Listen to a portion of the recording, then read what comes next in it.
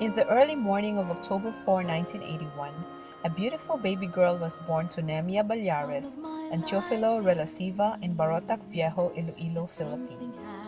She would later have a brother named Teofilo Jr. and sisters Michelle and Chris. Being firstborn, her parents relished in her that she was given a unique name, Nemphi, a combination of her parents' names. She studied high school in Barotac Viejo National High School, where she was popular for her singing talent, winning several competitions in the province. My life will never be the same again.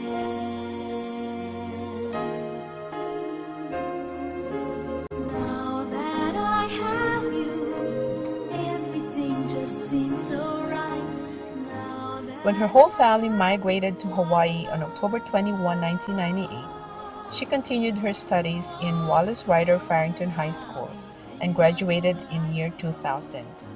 She studied medical assisting in Hill College and was soon hired at the Manakay o Malama Integrated Healthcare in downtown Honolulu.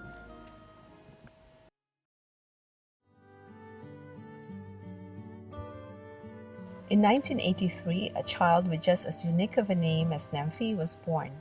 It was a Tuesday morning on September 27 when baby boy Joji was born to Daisy Gamiao and Joseph Carnate in Lanao, Bangi, Ilocos Norte, Philippines. He has an older brother named Jason and a younger sister named Jenna Lynn. He graduated from Bangi National High School, Lanao campus in 2000. He then moved to Manila to study computer technology in Peralta Computer and Secretarial School, or PCSS, and graduated 2 years later, second top in his class. Today, Joji is part of the Eagle Broadcasting Corporation as its technical director.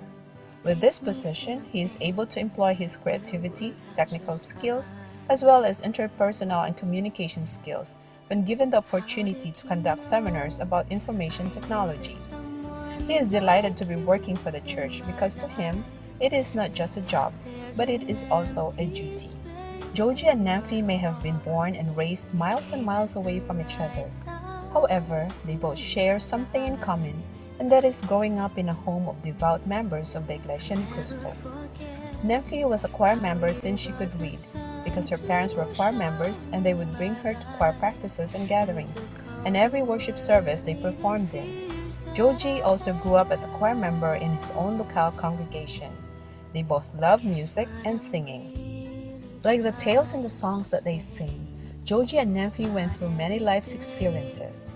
At times their life's events were stormy, but they had not given up hope. They continued to believe that someday they would also be lavishly blessed. And that day came in early 2009 when a friend introduced them to each other. In their initial introduction, Nemphi told Joji that she hails from the City of Love, which he automatically thought, Paris! She actually meant Iloilo, which is nicknamed in the Philippines as the City of Love. That foretold of future amusing moments in their relationship.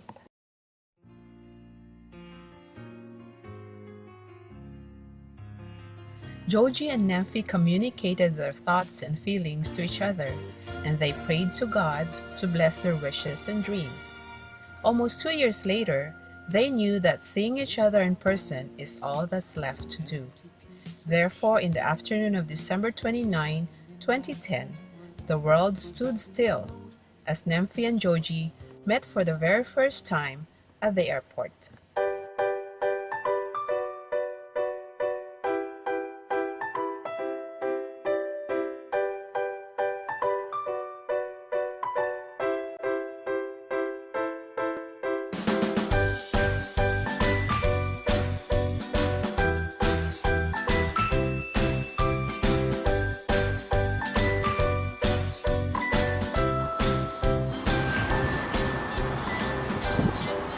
Hello? I'm over here. Turn to your right. Where are you?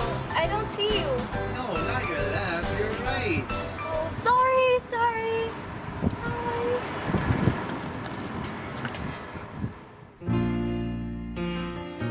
Meeting each other's elders and relatives came easy and natural for Joji and Nemphi, and being with each other was like a dream.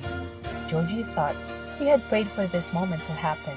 so he was determined to make sure that he acted on the rest of his plans. He took Nymphy to Baguio and they enjoyed sightseeing. Just minding my own world without even knowing what love and life were all about. Then you came, you brought me out of the shell. You gave the word to me, and before I knew. However, before the evening came, he developed a food allergy that he had to be rushed to the hospital. In the hospital, he was thinking high and low how his grand plan could still materialize, especially when he realized that he left his wallet from all the rush. His plans of treating Nymphy to an elaborate romantic dinner just fizzled. There's nothing left to do but, as he said, to thicken his face and ask Nymphy if she could just pay for dinner and if he could just add the 500 pesos he found in one of his pockets. After that embarrassing moment, he still hasn't given up hope, so he asked her to join him in Burnham Park, even though it was closing time and they couldn't ride the lagoon boats anymore. My love for you will endure. Your love will light up my world and take all my cares. It seemed like forever when he finally mustered all courage and asked Nymphy to close her eyes. In which at this point he hurriedly grabbed a flower nearby.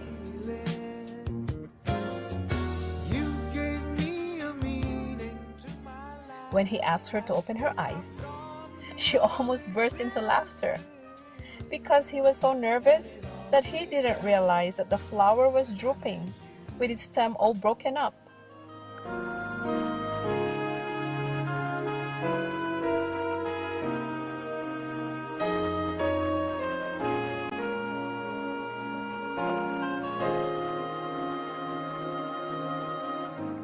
All of my life it seemed that something had been missing. Even with the imperfect and comedic evening, there is no denying that they knew that that was their moment.